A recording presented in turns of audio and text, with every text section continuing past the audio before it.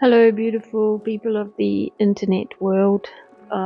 It's about time I gave an update since I've been back in New Zealand for over a year now. Honestly, I didn't really want to return, but I felt that I didn't have any other option at that moment. But here I am, and it's been interesting, to say the least. I've done a lot of different things this past year, and most recently, over the past month, I've been seeing a therapist and healing practitioner. I've been experiencing bodily pain in my stomach, shoulders, knees. Yeah, but I thought it was normal, part of aging, and having used my body excessively throughout my life. But it became clear that I needed to see a therapist because the body only tells you that something deeper is going on, doesn't it? Well, it's been quite an emotional month, ever since my birthday. I've been steadily growing more emotional. Last night I cried myself to sleep. Most nights I haven't been sleeping well. This morning I felt it was time to talk about what's going on. Generally, I'm an optimistic person. I love my life and I adore all the experiences, people and lessons that come my way. I know I am an incredible woman, a scorpion, full of depth and intensity. I can express emotions as powerful as torrential downpours or volcanic eruptions. I want to take the story back a couple of years.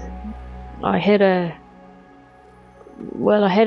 summer fling after several years of being without a partner. It was beautiful. She returned to her country, and several months later I bought a ticket to go and see her. A couple of days after I arrived, she told me she didn't want to continue the relationship. It was a tough blow, especially since I had just woken up from a traumatic, incredibly vivid dream involving an argument with a friend in New Zealand. I felt doubly traumatized by being told that I had come halfway across the world only to be left behind. And actually, that friend I dreamt about did stop talking to me the same week I returned to New Zealand.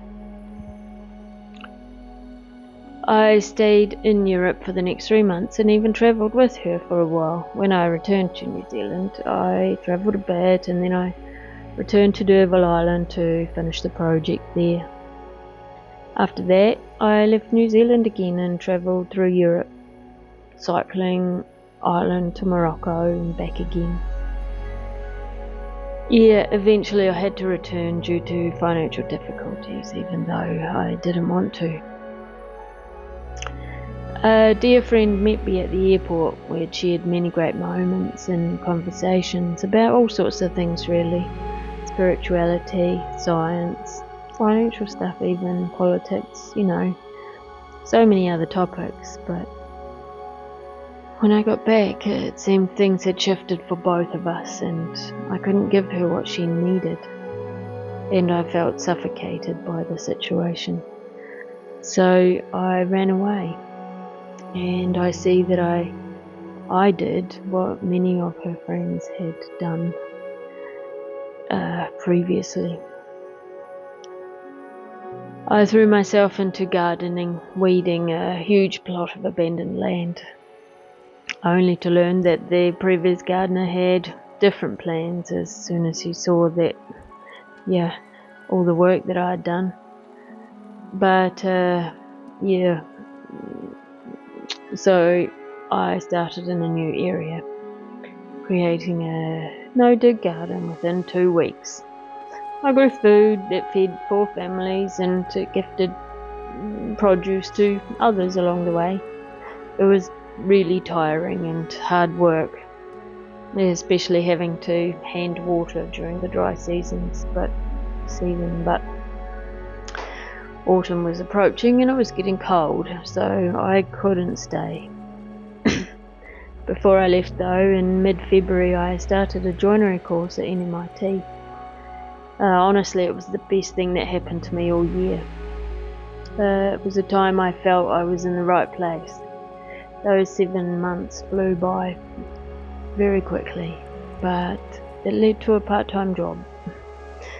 Yeah, I drag myself out of bed on work days. It's not inspiring or exciting, and I find myself counting down the hours.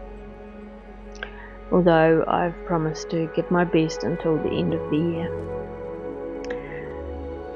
Since April, I've been house sitting. I'm on to my 3rd house and looking after a new dog friend, Quinn.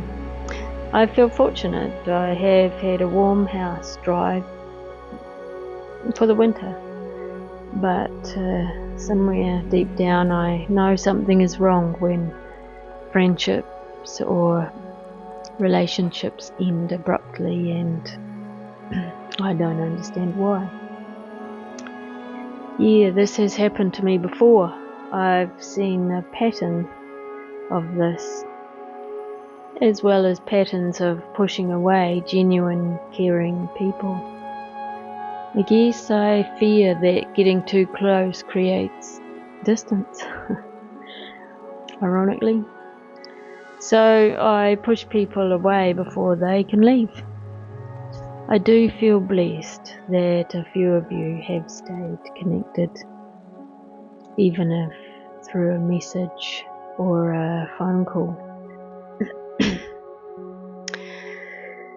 I want a family, a tribe, but I'm unsure what that actually looks like. I'm so lonely, though I don't mind being alone. Yeah, so here it is. A raw and honest update. I chose not to name anyone specifically. They probably already know who they are.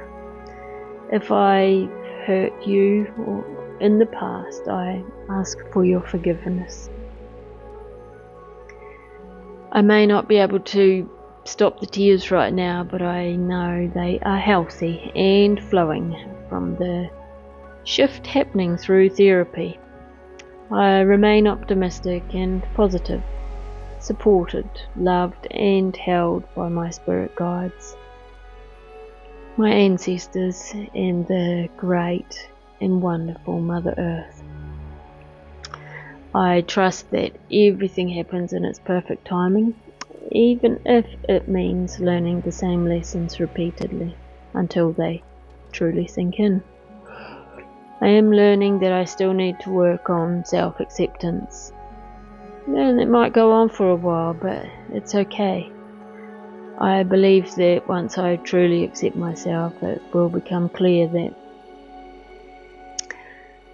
what family or tribe and friendship or close relationships mean to me. Well, thank you for allowing me to share this part of my healing journey with you.